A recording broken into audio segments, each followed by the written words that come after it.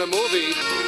Let's head now this morning to the editorial coordinator and film critic for HollywoodChicago.com.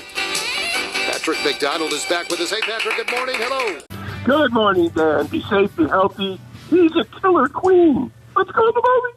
Queen, killer queen, you betcha. Let's go to the movies. You've got a couple to review today. We've got a little project you gave to me.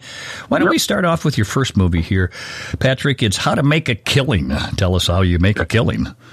That's right. How to Make a Killing in theaters tomorrow, February 20th. Hot new actor stud Glen Powell continues his quest to be taken seriously. And after seeing his latest, the quest will continue. In this film, he is Beckett Bedfellow, who through a series of circumstances is cut out of his billionaire family. I hate when that happens.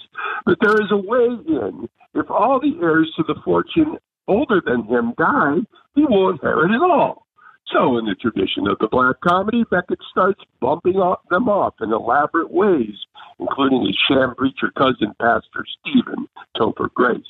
Suspicions are arisen, especially through childhood friend Julia, Margaret Qualley, who keeps popping up like a strange bad penny.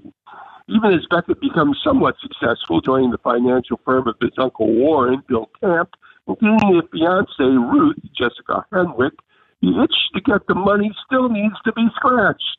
Now, this is the type of film singularly written and directed by John Patton Ford, where there is a fairly strong cast and all the story elements necessary to make something interesting, but still it doesn't work.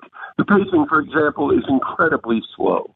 Now, I'm not a fan of Glen Powell, but for once, it isn't his fault that there are unbelievable circumstances, like Beckett being almost immediately successful at finance after only working in retail.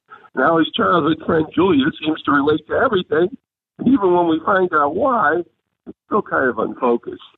This looked like a wannabe prestige, or maybe even an award film contender, but even more suspiciously than Beckett, it's dumped in the winter dead zone.